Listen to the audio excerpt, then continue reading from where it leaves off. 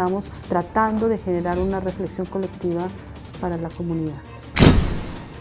La salud no se mendiga, la salud no es un negocio, la salud es un derecho y por ende se debe garantizar. Ya la gente tiene claro que tiene un derecho y que debe pelear por ese derecho. Que han convertido la salud en un verdadero negocio, dejando atrás el derecho humano. Los Guardianes presenta Salud, echa la ley, echa la trampa, parte 1.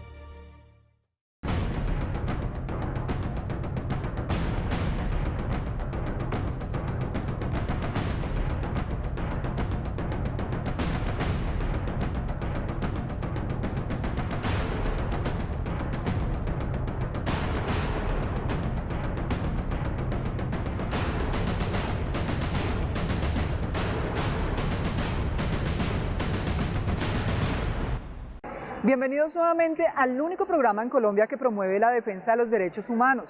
Hoy les traemos la primera parte de este especial que muestra cómo la politiquería, la corrupción y la falta de interés del gobierno nacional tienen cuidados intensivos al sistema de salud colombiano. Acompáñenos.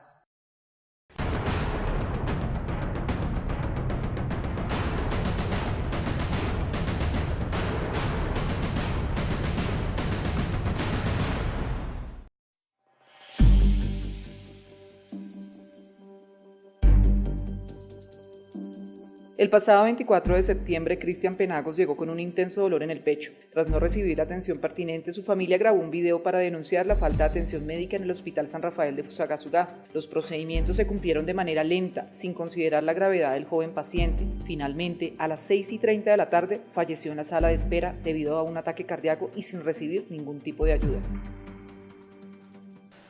Bueno, muchas gracias por la invitación. Efectivamente, la salud es tal vez uno de los problemas más complejos que vive hoy la población colombiana. Desafortunadamente, la salud en el año 93, con la expedición de la Ley 100, perdió ese carácter de servicio público esencial. Un negocio. Desafortunadamente, tristemente, eso es un negocio. Y desafortunadamente lo convirtieron en un negocio lucrativo de poderosos agentes, no solamente locales, sino agentes transnacionales que han convertido la salud en un verdadero negocio, dejando atrás el derecho humano y el acceso a la salud como un mecanismo esencial para sostener la vida. ¿Cuánto tienes? ¿Cuánto más quieres vivir?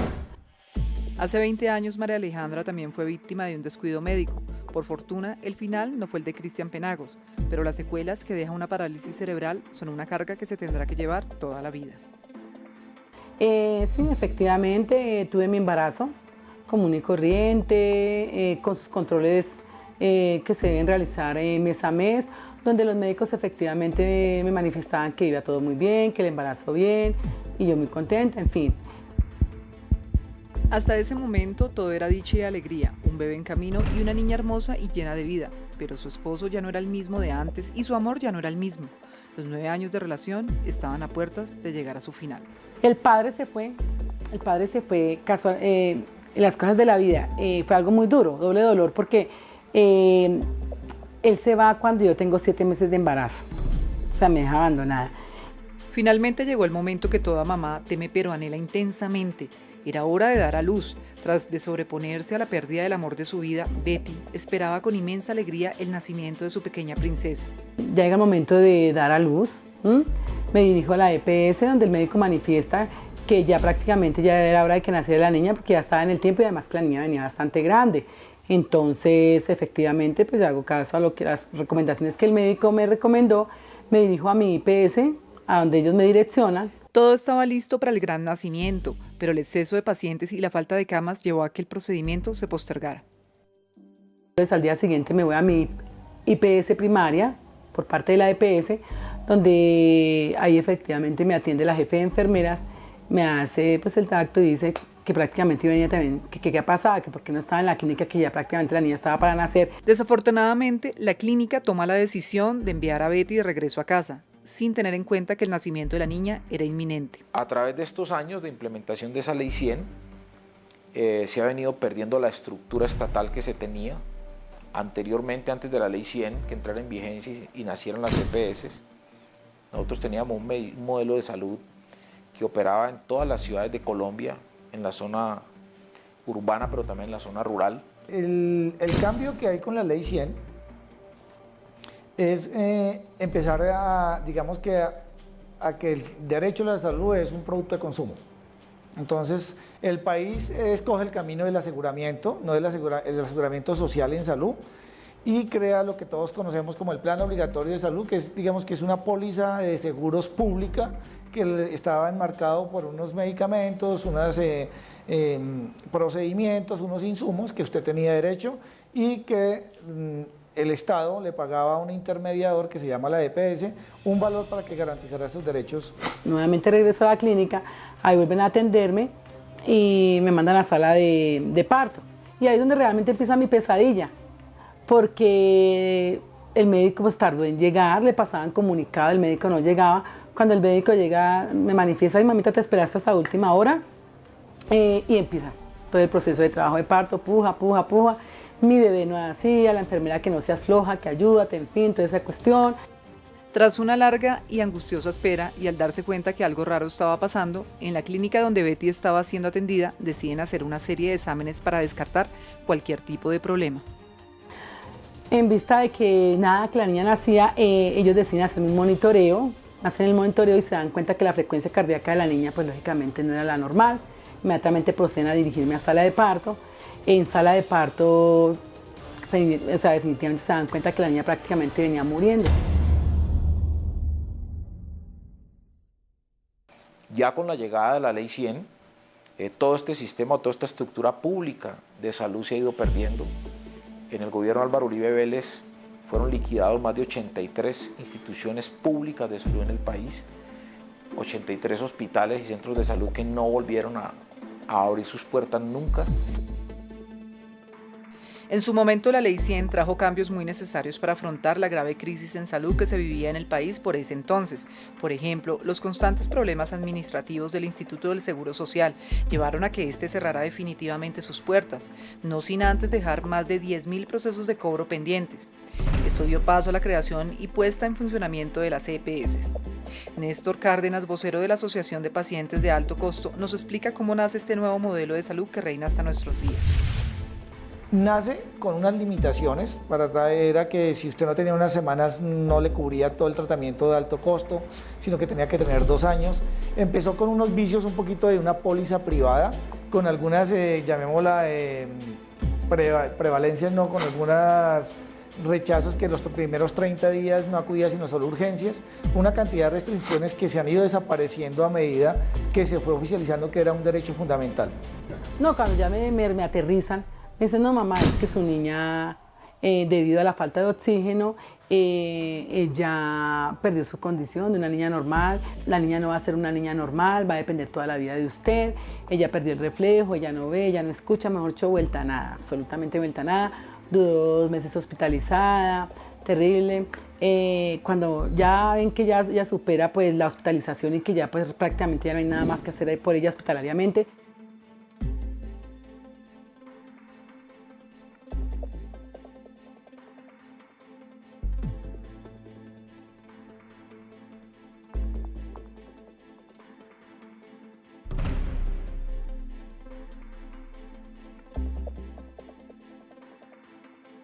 ese nacimiento sale como un producto al mercado, pero nace un negocio en Colombia, que es el negocio de la salud, donde lo único positivo que ha tenido es que como hay empresas privadas que son las que se encargan de prestar el modelo de aseguramiento, que es público, se les garantiza el dinero.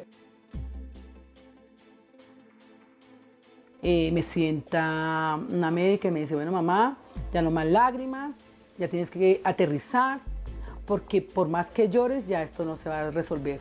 Más bien pídele a Dios que esa niña se muera, porque ya no va a hacer nada en la vida. Esta noticia devasta a Betty, y es que recibir estas palabras de un profesional de la salud nos muestra el lado oscuro e inhumano del sector.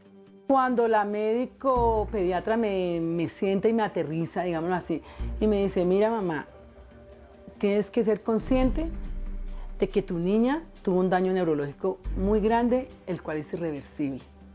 Ella puede llegar a medir 1,60 y ya no va a hacer nunca nada. Siempre va a depender de ti. Más bien pídele a Dios que esa niña se muera y prepara tu vientre para otro hijo porque estás joven, porque ya no va a hacer nada.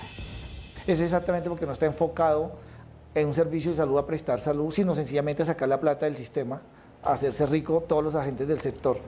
Entonces, eso ha desencadenado en ese sobreuso del sistema y obviamente un sobrecosto y obviamente que los dineros no alcancen, sumado a que no hay manual tarifario.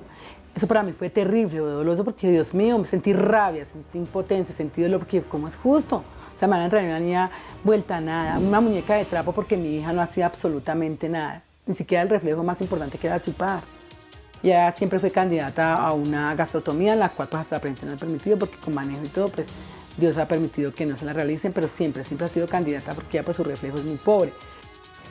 La IPS cuando llega al punto de equilibrio de los gastos, pues no atiende a nadie más. O limita el gasto, limita los exámenes, limita todo, y la EPS no le interesa eso. Sí, él ya pagó una cápita por una atención primaria, y entonces por eso todas esas IPS terminan remitiendo a especialistas, a otros niveles de especialidad, porque entre más remitan, no gastan lo que le están pagando. Llegó el momento de una breve pausa, pero queremos recordarles que la salud es un derecho fundamental para todos los colombianos.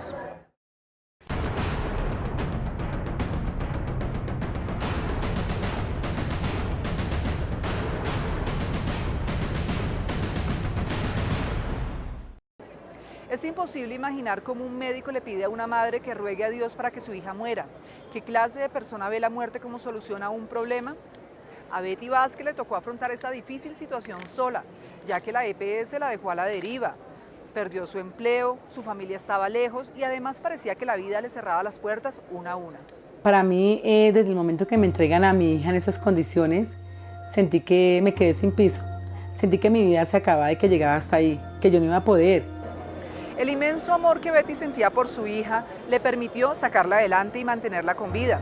Pero eran momentos difíciles, estaba sola, lo que empeoraba aún más esta situación. Le pedía tanto a Dios que me diera las fuerzas. Le dije, Señor, en tus fuerzas porque yo no voy a ser capaz. Yo cómo voy a manejar, cómo voy a atender a esta niña, no tengo el conocimiento ni las capacidades para atenderla en su condición. Además de resignarse a tener una hija que no podía valerse por sí sola, a Betty le tocó renunciar a sus sueños, dejó de estudiar marketing y tuvo que renunciar a la multinacional donde trabajaba. Yo tenía una vida laboral, una vida social hecha, en fin, un proyecto de vida, con proyectos a futuro. En ese momento yo me encontraba, o sea, en el embarazo y antes de trabajaba con una muy buena empresa multinacional y pues eso generaba bienestar a mi entorno familiar. Lógicamente cuando pues llega Paula Andrea en su condición me tocó renunciar a mi vida laboral y dedicarme pues a las niñas y en especial a Paula para empezar a tratarla en su rehabilitación, que esa fue otra odisea, otro titanio fuerte que abordar. Antes de continuar vamos a ver un poco lo que es el modelo de salud en Colombia. Y hoy toda la red pública de salud a nivel nacional, la que queda, está a puertas de colapsar. El Hospital Universitario del Valle, en una crisis enorme. El Hospital Público de Antioquia. Los hospitales del eje cafetero, en unas condiciones realmente calamitosas. Un dolor de oído para una mamá de un niño de 3 años es urgente. Así pueda que el niño no se vaya a morir, pero para una mamá, un niño llorando a las 3 de la mañana, pues que termina en urgencias. Entonces, como todo el negocio ha estado enfocado a que cada uno saca lo mejor económicamente, pero no hay un resultado en salud, yo creo que eso es lo que nos ha llevado a tener totalmente un sistema de salud que no está cumpliendo con los objetivos sociales. Y obviamente pues todo lo que queda de este sistema público de salud prácticamente a punto de colapsar. A colapsar no solamente por los manejos politiqueros tradicionales que se toman estas entidades, sino por el mismo modelo que no le cumple a estos hospitales cuando estos hospitales pues prestan el servicio de salud de manera directa a la población. Sí está cumpliendo con los objetivos que cada uno saca lo mejor. Las empresas productoras de medicamentos los vendieron al precio que más alto pudieron porque un gobierno no quiso interferir en el control de precios. Hasta ahora se ha empezado. Los insumos médico-quirúrgicos tampoco tienen control de precios. Entrevistamos a la viceministra de Protección Social, la doctora Carmen Eugenia Dávila, buscando resolver las dudas que tenemos sobre el manejo que el Gobierno Nacional le da al sector salud. El Sistema General de Seguridad Social en Salud es un sistema que tiene una cobertura técnicamente universal y los planes de beneficios, tanto de la gente con capacidad de pago que contribuye al régimen contributivo de salud, como los beneficios de las personas afiliadas al régimen subsidiado son iguales. Entonces ahí hay un avance muy importante para el país. La base que rige nuestro modelo de salud es la equidad, cualidad que consiste en no favorecer en el trato a una persona perjudicando a la otra, ya que el Estado colombiano debe garantizar de manera igualitaria el acceso a la salud para todos los colombianos. Dicho de otra manera, la torta debe alcanzar para todos. Pero como bien sabemos, algunos colombianos consumen más recursos que otros, en parte por las deficiencias en el sector salud. En este sistema, como yo le comentaba a usted hace unos minutos, no podemos hablar de blanco y negro. Hay unas entidades, unas EPS que son muy buenas y que hacen muy bien su tarea, otras que fallan. Hay prestadores excelentes, hay prestadores que fallan. Es así que conocimos el famoso caso de Saludcot, donde el gerente de la EPS Saludcot destinaba dinero de la salud para actividades completamente distintas a la salud, campos de golf, compra de aviones, corrupción, politiquería, en fin, todo lo que conocimos nosotros. En el ministro de Salud, quien dijo que iba a hacer cambiar un letrero y bajar el letrero de Salud y subir el de Café Salud, iba a ser la maravilla.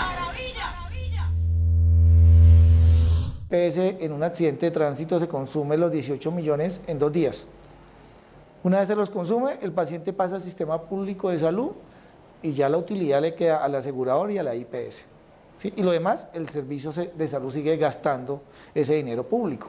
Y lo que hicieron otros actores también de las EPS, que volvieron las EPS en un negocio personal, convirtiendo pues las EPS en un negocio personal de unos pequeños grupos, no solamente particulares, sino también políticos que se adueñaron de este sector. Desde ese punto de vista, pues nosotros consideramos que como el objetivo del sistema de salud nunca fue resultados en salud, sino crear un negocio y dejarlo al mercado, pues yo creo que ha funcionado bien al mercado.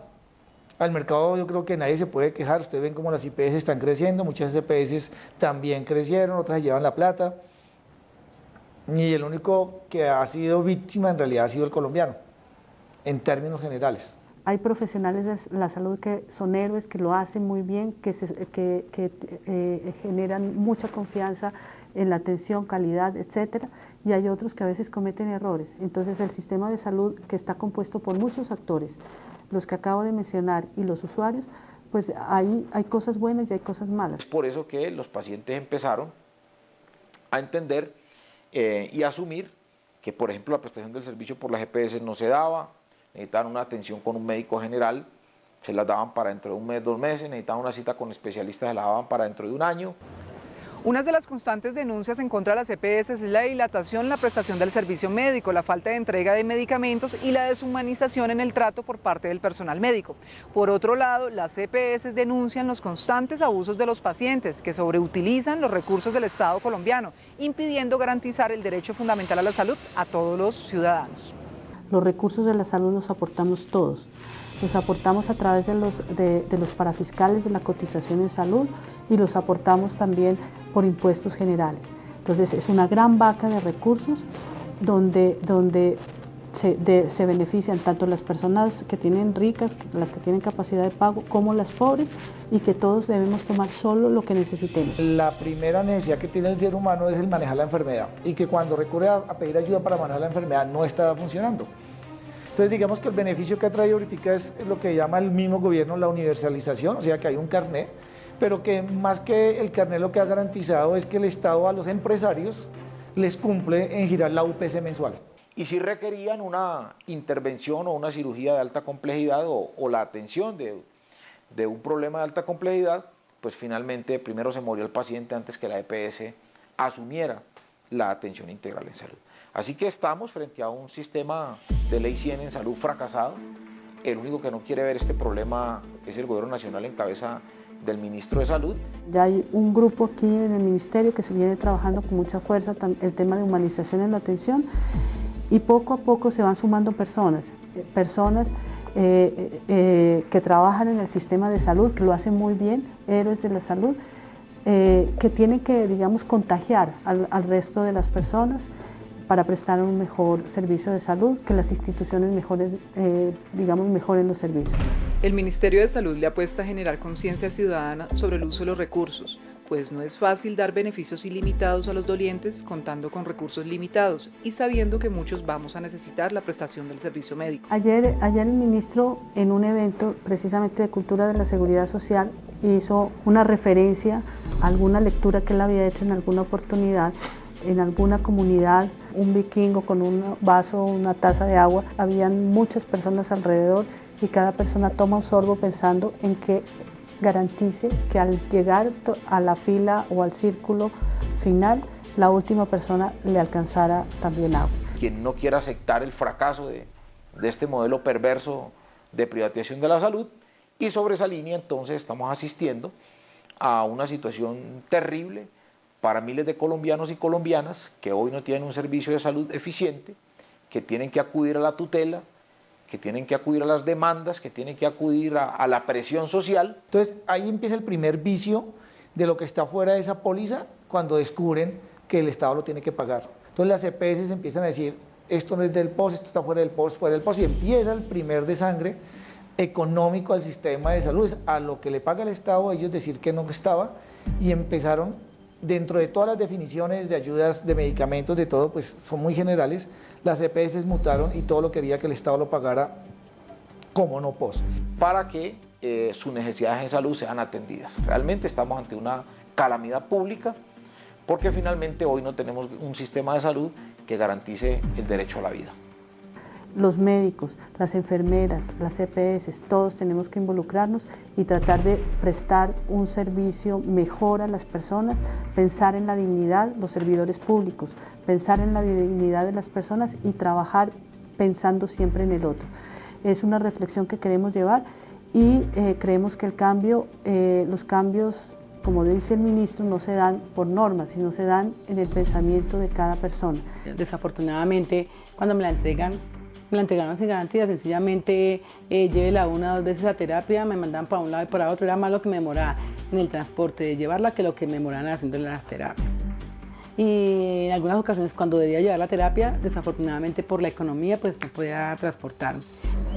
Hemos terminado por hoy, pero los invitamos a que no se pierdan la segunda parte de este gran especial sobre el sistema de salud el próximo fin de semana a las 7 de la noche, aquí en Los Guardianes. No olvides seguirnos en las redes sociales, nos encuentra como Los Guardianes CN. Hasta pronto.